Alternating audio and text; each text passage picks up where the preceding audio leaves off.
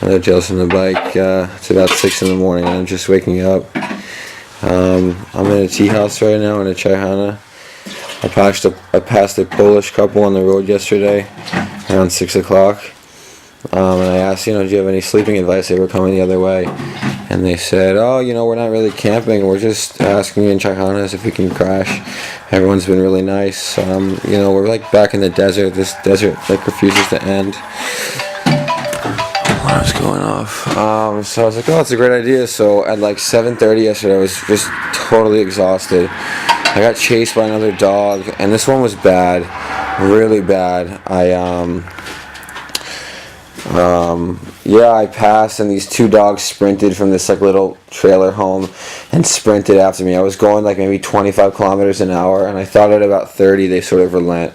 And I picked up at 30. This thing was sprinting after me down the road. It was like maybe a foot from my ankle, and then I kicked it into a higher gear. It went faster, 45 kilometers. This thing was still catching up to me, and I was screaming at the top of my lungs. This probably lasted for about 10 seconds, and finally I was just a little too fast for it. But this thing was fast, and I really had to sprint it out to get away from it. And then I'm gliding down the rest of the hill, and like just huge adrenaline rush. I'm starting screaming, just fuck, because I'm just so angry when this happens. I don't do anything to these dogs, and they just sprint after me, and it's miserable. So I took a big orange juice a few kilometers down the road, and then I was like, you know what, I'm tired. So I popped into this Chaihana. I'm going to take you outside as the sun's rising. I popped into this Chaihana, and I was like, hey, do you mind if I sleep? And the guy was like, yeah, no problem. So yeah, he took me back in there. I was, it's kind of like this big beanbag room. This is what most of them look like, with these low tables. So I slept in the back there. He made me tea, brought out a bottle of honey. I woke up at like 10, and he's like, do you need anything? And I was like, yeah, hot water would be great. And I made some ramen noodles. I was pretty hungry. He's been super nice. I can understand a tiny bit of Russian, mostly just anticipate questions. So I was talking to him a bit, but after a while he just kept going, and I was like, look man, I just don't speak Russian, I just want to go to bed. So yeah, I kind of did that, but he's been really nice so far.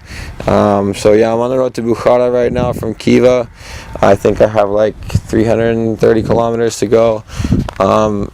This guy, yesterday I took a water in a little convenience store, and became friends with the guy and was taking pictures with him and his family. It was really nice. And right as I left, he's like, it's like 300 kilometers of no food and water. And I was like, what? And I thought that, thinking about where the next food and water was, that was sort of over in the Kazakh-Uzbek desert. So I got a little stressed, and again, no Russian. So I was like trying to figure it out, like make sure I was ready to load the bike up with 12 kilos of water and food.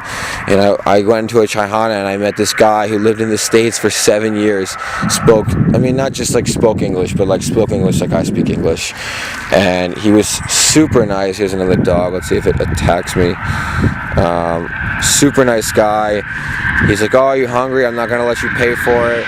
Made me ravioli, sausage, cheese. Let me plug my iPod into the speakers. So super nice guy. And there were some other drivers that were in the Chaihana that drive the road every day, and they were like, yeah, at most it's 50 kilometers with no food and water at most at any stretch, which for me now after the desert is nothing.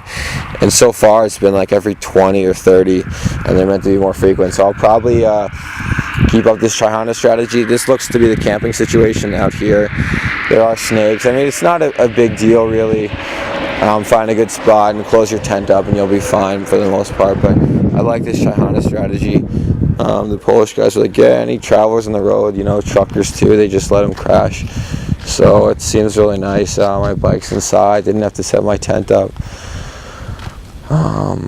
There's a big pail of water, I could wash my face in there and stuff like that.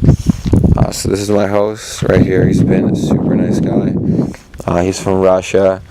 He's a doctor, he reckons. I think like an army medic. And I guess that's his ride over there. That's a beauty. This is another Tales from the Bike. And actually, the last thing before I sign off, So I left Hugh in Nukus. He was going to stay another day or two and then bypass Hiva, which is a detour from the road, because he's going to go to Tashkent, meet with his girlfriend, and then go back and do the touristy stuff like on bus and train.